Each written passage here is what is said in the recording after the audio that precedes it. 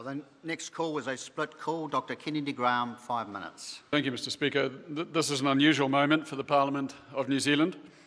It's a rare thing for a country to consider a change of national flag, and it is rarer still for it to change course in the midst of a process by which it chose to do so. But this is what we have been forced to do. By a twist of fate, we find ourselves obliged to have Parliament intervene in the process just 8 weeks ahead of the first referendum to increase the number of new flags the public can choose from.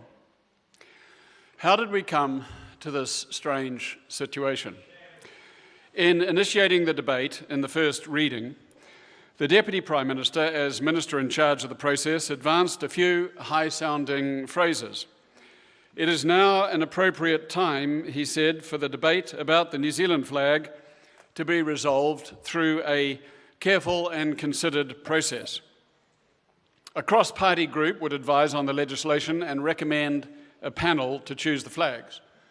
The panel would be independent because, as he put it, quote, "The process here is as important as the result.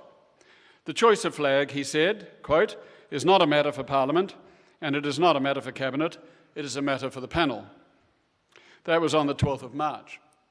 6 months later, Parliament sees fit to intervene to add a fifth flag to the four, which the panel, exercising its best judgment, has already chosen from more than 10,000 designs. So why is Parliament intervening at this late stage? 2 reasons: because it can and because it should.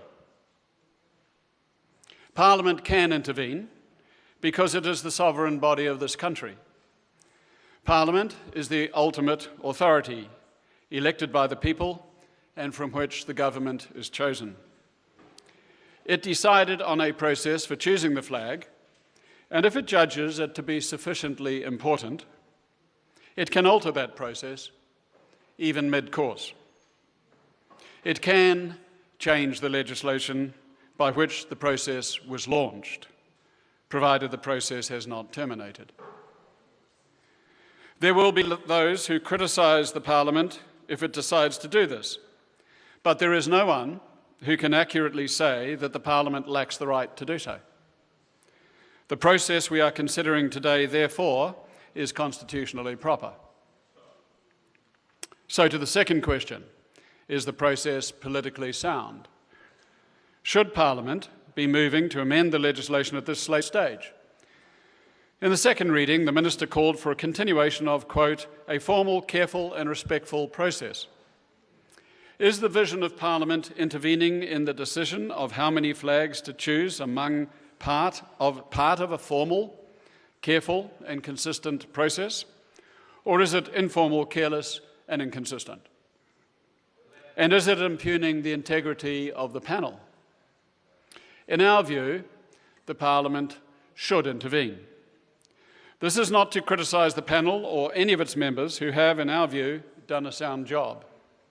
Their integrity is not brought into question by adding a fifth flag. The fact that 4.4 million citizens have 4.4 million views on the choice of the 4 flags was always a given. What has changed is that an unexpected phenomenon has occurred. Unexpectedly, a groundswell of opinion has emerged in favour of one flag that was among the 40 but not the final 4.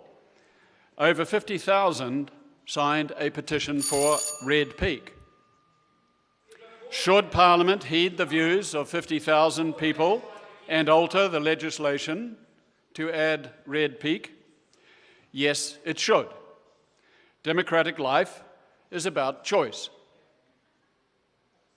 Democratic life is about leaders listening to and responding to the people.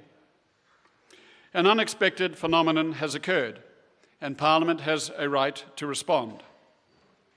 So in circumstances as rare as this, we have the rare phenomenon of the Green and National parties collaborating to respond to the will of the people. So be it. The Honourable Anik King, 5